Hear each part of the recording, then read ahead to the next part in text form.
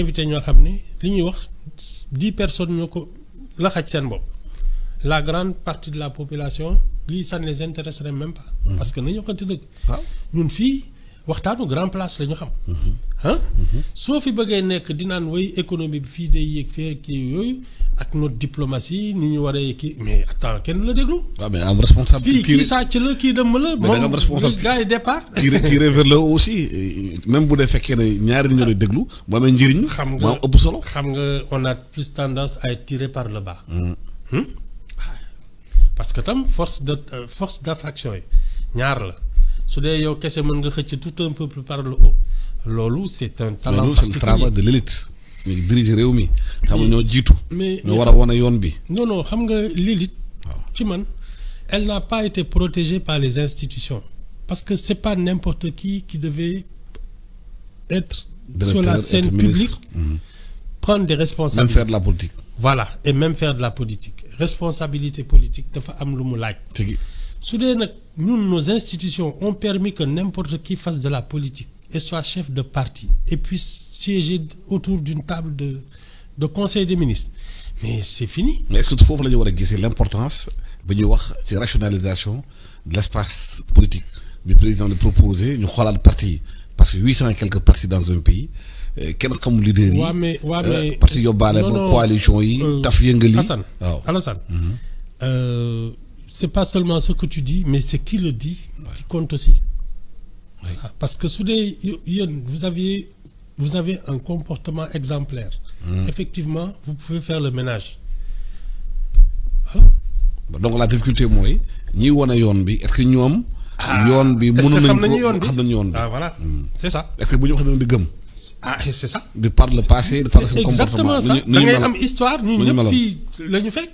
donc si un comportement a été répréhensible yow nga am comportement boo xam ne ñëpp a ko ñaawul soo xëyee bés tey nañu na ñëpp jub mais ça va les gens y en a qui ne t'écouteront pas. mais est-ce que loolu mooy problème réew mi boo jiitoo bëgg a diriger. gars yi bu ñu xoolaatee sa gi de waaye kii lu muy wax. on a un problème de crédibilité des leaders.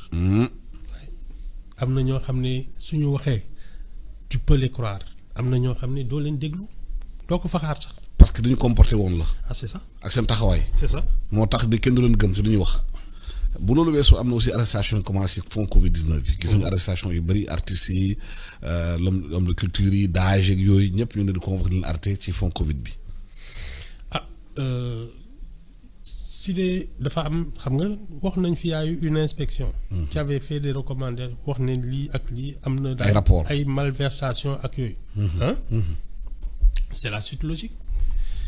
ku laal loolu laal daal vraiment su la yoon wooyee nga dem. oui y a pas à se parce que mënuñu mbubboo tam ci wéy ay règlement de compte ak yooyu s'il y a eu des problèmes sans que ce ne soit nag léegi.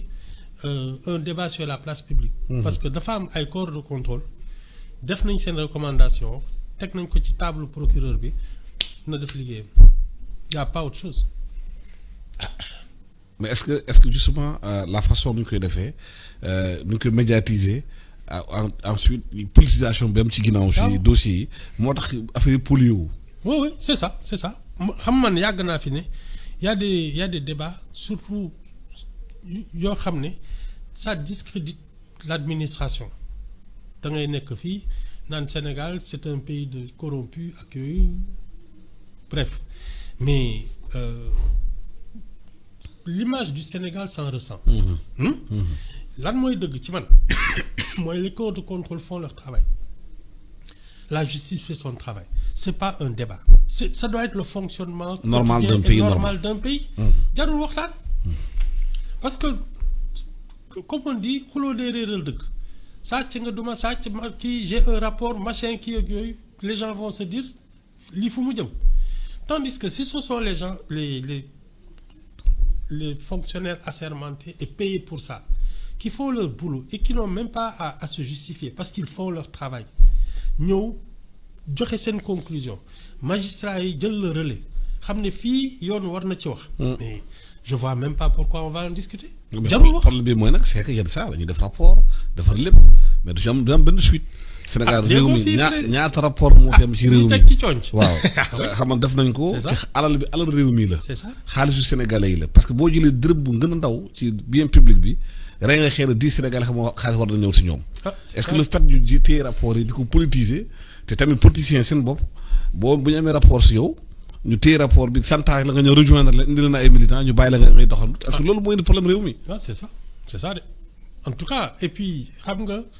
ça va peut être utiliser parce pour que des chantages politiques parce que ingérence boobu mooy tax su dara xewee nit ñi di werante. naan est-ce que du règlement de compte ak yooyu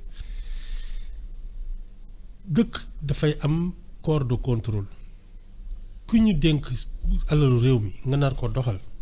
balaa ngay ñëw war nañu saytu yow say mbir sooy dem dinañ seet yow lan nga liggéey ak foo jaaree kii.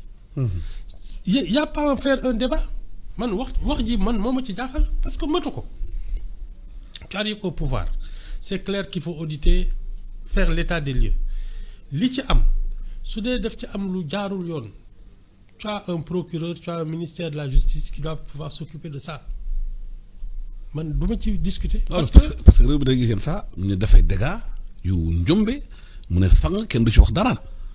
ñu nëppal ko taf yëngal ko. làq ñooñu di dóor ñeneen ñi. yaa ngi fi may. am na ñu def ba loolu dañ nag. chaque régime a ses amis ses protégés et ses moutons noirs. kon nga justice amu fi. kon ñu wax ko justice kon. man daal li ma xam mooy l'exécutif se mêle de trop de choses qui ne devraient pas le regarder man loolu mooy sama wax depuis l'exécutif se mêle de ce qui ne devait pas le regarder benn ñaar.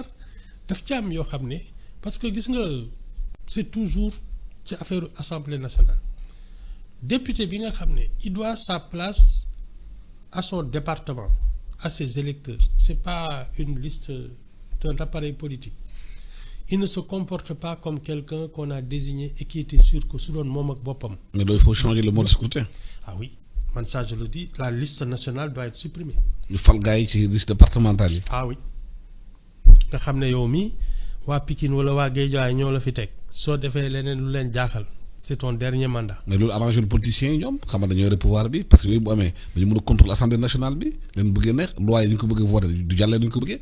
parce que boo ma falulee sama département moo ma fal bu ma ñëwee assemblée nationale mënoo ma wax lu may def. mais c'est ça parce que nag Alassane pour man la démocratie est un système complexe. du affaire wu yaa ma neex ñun justement on a tendance à penser que la démocratie mooy ku nekk war nga sañ lu la neex au contraire je pense que c'est un système pour les civilisations sophistiquées parce que ku ci nekk war nga xam règles yi war nga leen appliquer c'est pas un truc boo xam ne 57% d'analphabètes et des trucs xamuñ ci dara te ñu ngi ciy wax et nous on a ce problème. waaw démocratie bu fekkee nañ jànguñu jànguñu ci français jànguñu ci seen langue nationale maîtriser wuñu ko maîtriser wuñu dara kon démocratie da ngay yaakaar ne c'est pas fait pour nos pays. C'est exactement ça. lu tax mais parce que la démocratie c'est l'application des règles valables pour tous ñi xamul règles yi ils font comment. jàngal la. su dee jànguñu la. jàngal la. yow xam nga li fi xew. waaw bu jàngal nit ñi. jeex na moo tax man je trouve que actuellement et ça le premier problème mooy élite bi nga xam ne moo naroon xëcc nit ñi nga xam ne dañ ko waroon dànkaafu protéger ko ba moom mu mën a jël ay responsabilités. moom la ñu njëkk a sànq ñu pousse les gens qui aujourd'hui accaparent le pouvoir mais c'est pas forcément l'élite tu as beaucoup de privilégiés mais pas forcément des gens brillants. mais est-ce que loolu comme ni ko premier dëgg wax na ne système bi changé wul c'est les mêmes hommes qui sont là les mêmes fonctionnaires les mêmes magistrats l'état profond est toujours là. mais état moo ñu fi bàyyi s'il y avait pas d'état ñoom fii du ñu toog. l'état profond. oui boobu dafa am beneen signification. oui c'est les gens qui sont respectueux de la République qui travaillent en se disant on travaille pour la République pour la nation. est-ce que lu bari na ci réew mi léegi. les gens qui travaillent pour la nation. mais si c'était pas la majorité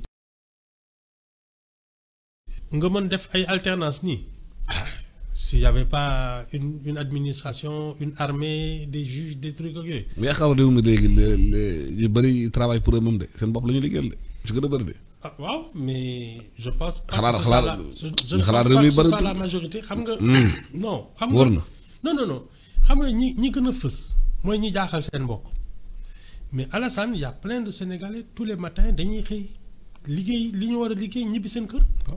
mais ñooñu ñoo yor dëkk bi. mais ñooñu dañ leen war a teg ci kanam wane bon exemple ñu woon leen en exemple. en exemple pratique non fii xam nga fii sama gars yi nag du ñu xëccoo xam nga su dee yow li ngay def xam nga ko tu as des compétences tu as une vocation soo xëyee dem defi li ngay def ñibbi sa kër defoo bruit ki nga xam ne nag à part def bruit mënul leneen kooku ñu daaxal mais soo seetee Sénégalais yi chaque matin y en a des foules entières qui vont faire leur devoir dem liggéey ñibbi seen kër yar seen doom loolu nag c'est ça qui nous sauve léegi organisation bi ñu waroon am. parce que ñun c'est pour man la scène politique est polluée par des gens qui ne méritaient pas d'y être. tigi loolooy suñu problème. il faut li ñu war a def nag pour changer loolu est-ce que rationalisation des partis politiques. ci la bokk dafa war a dañ ko war a la teg ci yoon de scrutin képp. ñu defar ay loi génne exécutif. bu Alassane demee élection amul 1% ñu génne ko waaw. parce que la liste nationale là c'est la colonne de l'exécutif à l'Assemblée nationale. tigi dañ ko war a dindi ay conseil de la magistrature les promotions de magistrats yooyu c'est la famille judiciaire. Le conseil économique et social qui regroupe la société civile maanaam ceux qui animent la vie économique et sociale. C'est une institution qui doit être forte dindi nañ ko.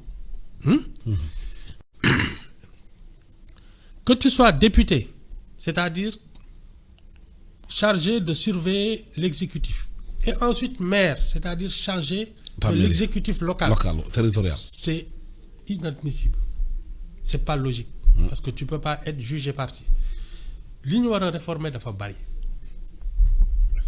mais la moo tax bu loolu réformer wuñu def nañ assise fii nationale wax ci loolu yëpp li nga wax fii ñun on a diagnostiqué nos maux xam la moo tax dëkk bi feebar ak lan ñu war pour dëkk bi wër dafa assise de la justice mais la moo tax yooyu bi ñu ko defee ba pare dafay mel ni mosuñu def dara. dañuy wax nii rek parce que dafa am décision yoo xam ne su fekkee bonne conscience après ñu jàll ci leneen. am na décision yoo xam ne soo ko naree jël tu te poses peut-être la question de savoir qu'est-ce que ça va me coûter pour les prochaines élections. mais réew mi nag.